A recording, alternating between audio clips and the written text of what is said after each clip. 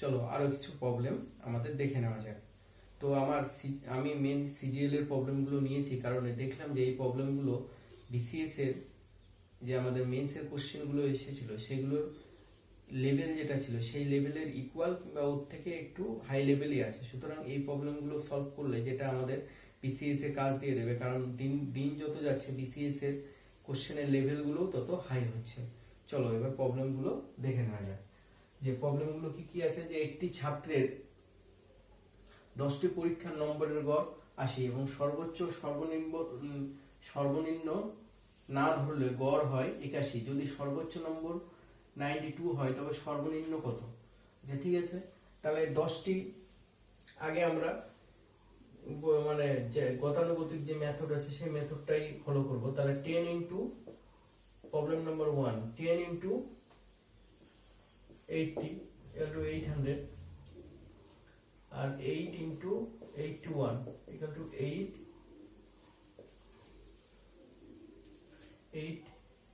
আর 64। তাহলে 2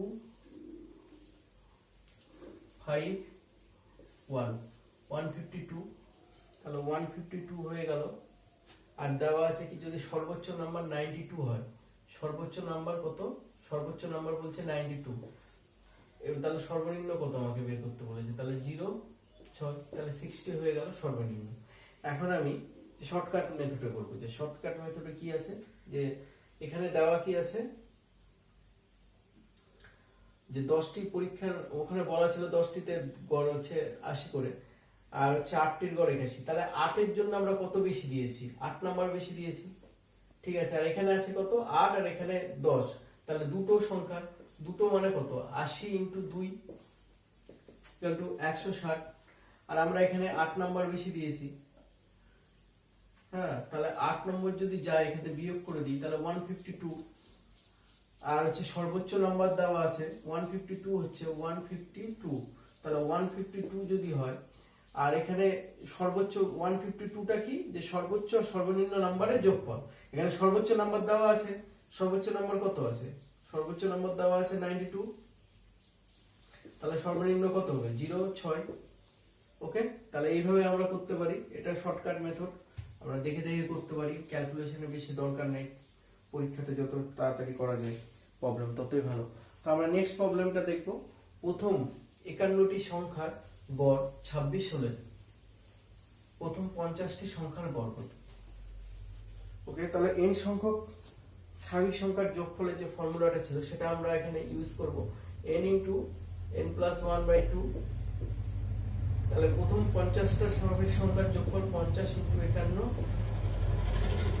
50 into 50 plus 1/2 25। তাহলে 25 into 51। এখন কি বলছে, যে 50টা সংখ্যার, এখন বলছে 50টি স্বাভাবিক সংখ্যার গড়। স্বাভাবিক সংখ্যার গড় যদি বের করতে যাই, তাহলে এই সংখ্যাটা যেটা আসলো এটা 50টি স্বাভাবিক সংখ্যার যোগফল আমি বের করলাম। এবার গড় বের করতে গেলে এটা 50 দিয়ে ভাগ করে দিতে লাগবে, তাহলে 2 হয়ে গেল। তাহলে 25.5। তাহলে এটা আমাদের গড় এসে গেল। ওকে, তাহলে এবার আমরা নেক্সট প্রবলেমে চলে যাব। প্রবলেম নাম্বার 3 তে এবিসির গড় আয় 3200 টাকা এবং বিসিডির গড় আয় 3700 টাকা এবং এসিডির গড় আয় 4000 টাকা এবং এবিডির গড় আয় 4200 টাকা। ওকে, দেন এর আয় কত? তাহলে আমি যদি সবগুলোকে যোগ করে দিই, A plus B plus C equal to 3200 বলেছে। 3200 গড় আয়, তাহলে এদের যোগ করলে এখানে 3 দিয়ে মাল্টিপ্লাই হবে। তাহলে B plus C plus D কত হচ্ছে? 3700 ইন্টু 3। সেরকমই হচ্ছে এ সি ডি 400 ইন্টু 3। আর একটা আছে A plus B plus D equal to কত আছে? 4200 ইন্টু 3। তাহলে এখানে কি হচ্ছে, যে প্রত্যেকটার ক্ষেত্রে 3 বার করে কমন আসছে, a plus B plus C plus D.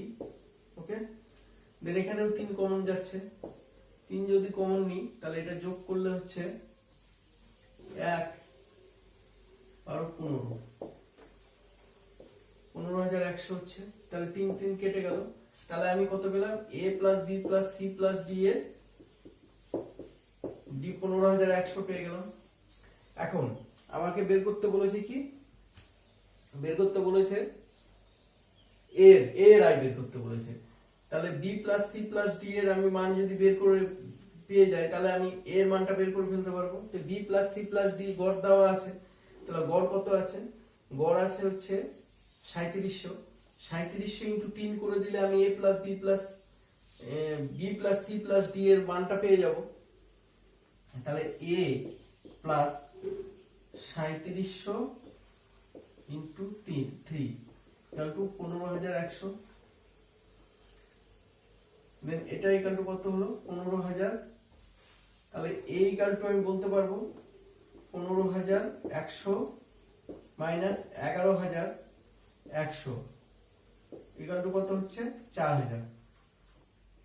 ওকে, এখন যে প্রশ্নটা আসলো যে এটা আমি কিভাবে করলাম, এটা হচ্ছে কারণটা কি, যে এখানে বিসিডি এর গড় আয় 3700 টাকা দেওয়া আছে, তাহলে গড় আয় দেওয়া আছে, তাহলে বিসিডি প্রত্যেকের আয় এটা গড় করে আমি পেয়েছি। তাহলে গড় থেকে ইয়েতে নিয়ে যেতে, সমষ্টিতে নিয়ে যেতে 3 দিয়ে গুণ করতে লাগবে, 3 দিয়ে গুণ করে এখানে বসিয়ে দিয়েছি, এটা মাইনাস করলাম, তাহলে আমি এর আয়টা পেয়ে গেলাম।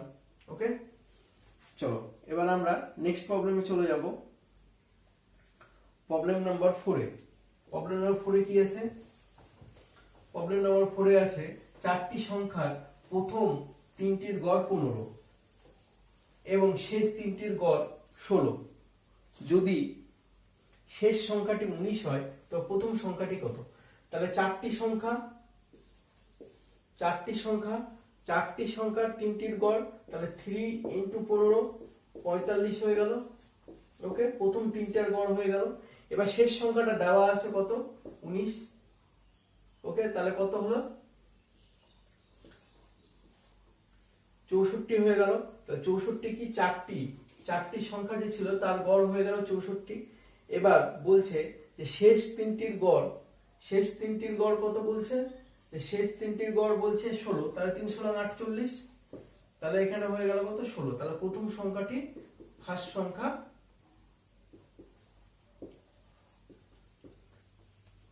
সংখ্যাটি হয়ে গেল 16।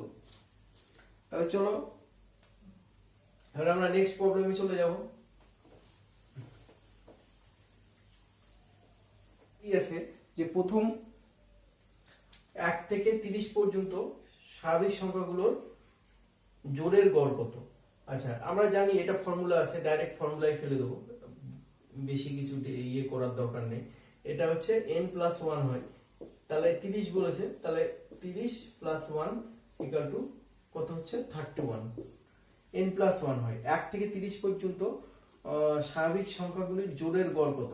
এটা যদি আমরা বের করতে যাই, এটা বেশি ইয়ে করার দরকার নেই, ডাইরেক্ট ফর্মুলায় ফেলে দিই। খুবই ছোট ফর্মুলা, মনে রাখতেও সুবিধা আছে, ওই জন্য এটা ফর্মুলাতেই ফেলে দিয়ে করে দিলাম। কিন্তু এটা আমি এইভাবেও করতে পারতাম যে 1 থেকে 30 পর্যন্ত স্বাভাবিক সংখ্যার গড় বের করে নিলাম, তারপরে হচ্ছে জোড় সংখ্যাগুলো ওর থেকে বিয়োগ করে দিলাম, দিয়ে বিজোড় সংখ্যাগুলো ওর থেকে বিয়োগ করে দিলাম, দিয়ে এইভাবেও করতে পারতাম। চলো নেক্সট প্রবলেমে চলে যাব। নেক্সট প্রবলেমটা কি আছে? যে কোনো ক্লাসে 40 জন ছাত্রের গড় বয়স 16 বছর, 17 বছর ছাত্রের জায়গায় অপর এক ছাত্র ভর্তি হওয়ায় ছাত্রের গড় বয়স 15.875 বছর হয়, তবে নতুন ছাত্রের গড় বয়স কত? আচ্ছা, তাহলে 16 বছর আগে ছিল, পরে কত হলো? 15 বছর, 875,521, তাহলে এটা হয়ে গেল। এটা কতজন ছাত্রের গড় বয়স? এটা 40।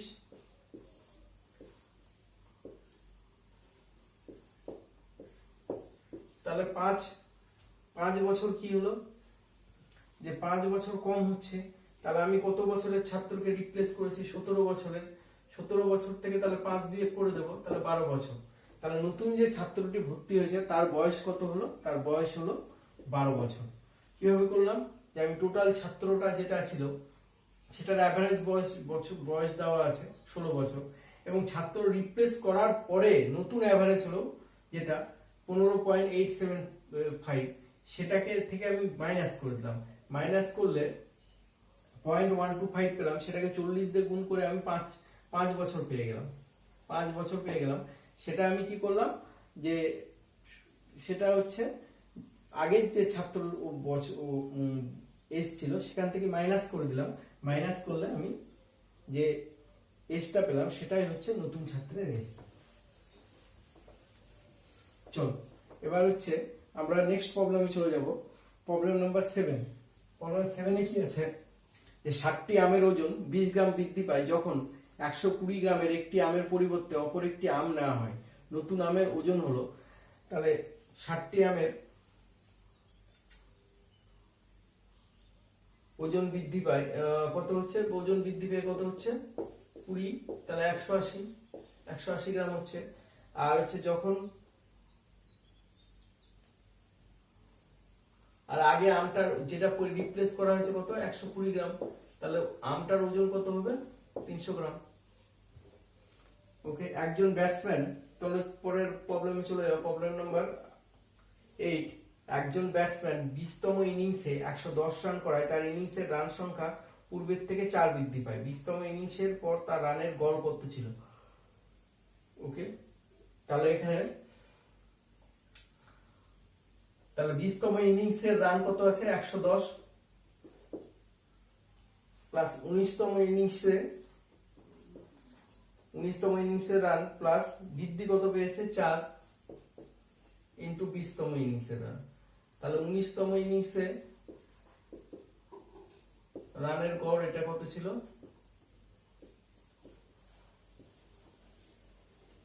রানের গড়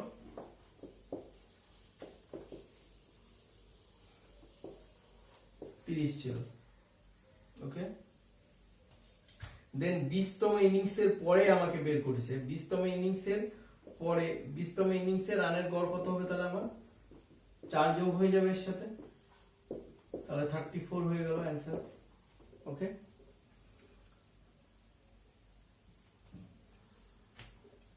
তিনটি সংখ্যার গড় 30। তার 9 নম্বর প্রবলেমে চলে যাব।